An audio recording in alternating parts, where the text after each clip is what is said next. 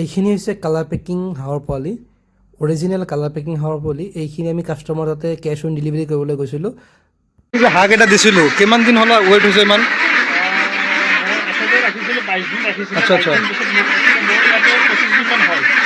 আচ্ছা মোটামুটি এতিয়া 2 কিলোৰ ওপৰত বা 2 কিলোৰ ওপৰত ৱেইট মাৰিছে এতিয়া। আচ্ছা আচ্ছা মোটামুটি 45-50 দিনতে 2 কিলো প্লাছ হাঁহ, মোটামুটি 2.5 কিলোৰ আশে পাশে, কেইবাটা 2.5 কিলো হৈছে। এইটো অৰিজিনেল কালাৰ পেকিং। আৰু অৰিজিনেল কালাৰ পেকিং কিন্তু আমাৰ তাতে পোৱালি পায়। আজিও দি গ'লোঁ দাদাক, কোৱালিটি ভাল হৈছে কাৰণে আমাৰ পৰা আৰু লৈছে। এতিয়া আমি আজিৰ পৰা 22 দিন আগত এই কালাৰ পেকিং হাঁহটো দিছিলোঁ। আজি মোটামুটি 48 দিন 50 দিন বয়স হৈছে টোটেল। মানে মোটামুটি ৱেইট আহিছে এভাৰেজত 2 কেজি 2 কেজি প্লাছ হৈছে এভাৰেজত। মোটামুটি 2 মাহ পাৰ মানলৈকে 2.5 কেজি প্লাছ হৈ যাব।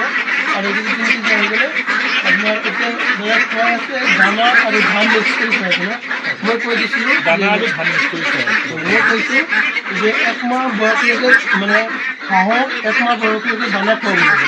আৰু 1 মাহৰ পিছৰ বাকী আৰু নেক্সট 1 মাহটো তাৰমানে 1 মাহৰ পৰা 2 মাহ বয়সলৈকে আপোনাৰ হাঁহক দানা আৰু ধান দুটা যদি পিটি আধা আধা মিক্স কৰি খুৱায় তেতিয়া আপোনাৰ হাঁহৰ যিটো ৱেট আৰু মানে পাখি এভাৰেজত মানে গঠনমূলক হৈ যাব, বিক্ৰীৰ ধুনীয়া হ'ব।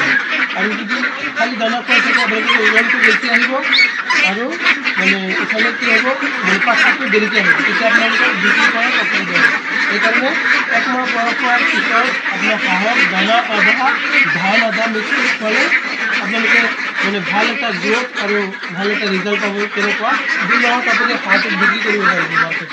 তাৰমানে যদি আপোনাৰ ৱেটটো বেছি আহে পাখিটো নাহে তেতিয়া বিক্ৰী কৰাত অসুবিধা হ'ব।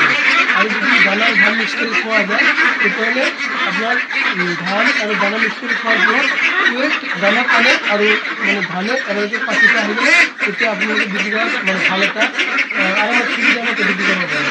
আৰু এইটো মোটামুটি এতিয়া বেপাৰীবিলাকে মোটামুটি 1600 টকা যোৰা বৰ্তমান যাচি আছে দামটো। মানে 50 দিন বয়সতে 1600 টকা যোৰা যাচি আছে। বহুত ডাঙৰ ডাঙৰ হৈছে আইলা। মোটামুটি 2 মাহ পাৰ হোৱালৈকে এভাৰেজত 1900 বা 2000 টকা যোৰা বিক্ৰী হৈ যাব এইটো হাঁহ।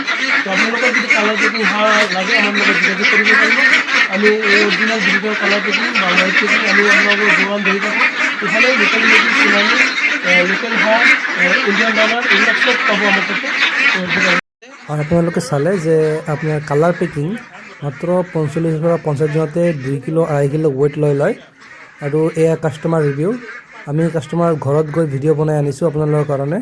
কোনোবা যদি অৰিজিনেল কালাৰ পেকিং খাব পোৱালি লাগে আমাৰ লগত যোগাযোগ কৰিব পাৰে। আমি all over north east delivery কৰোঁ। ডাঙৰ নেকি? সেইটোৱে তাৰ মাজতে আমাৰ ওচৰত যদি কোনোবা থাকে আমি কেছ অন ডেলিভাৰী কৰোঁ। বৰপেটা টু গুৱাহাটী আমি কেছ অন ডেলিভাৰী কৰোঁ।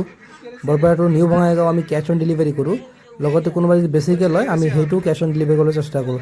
তো আজিৰ ভিডিঅ'টো ইমান আছিলে, আশা কৰোঁ ভিডিঅ'টো ভাল পাইছে।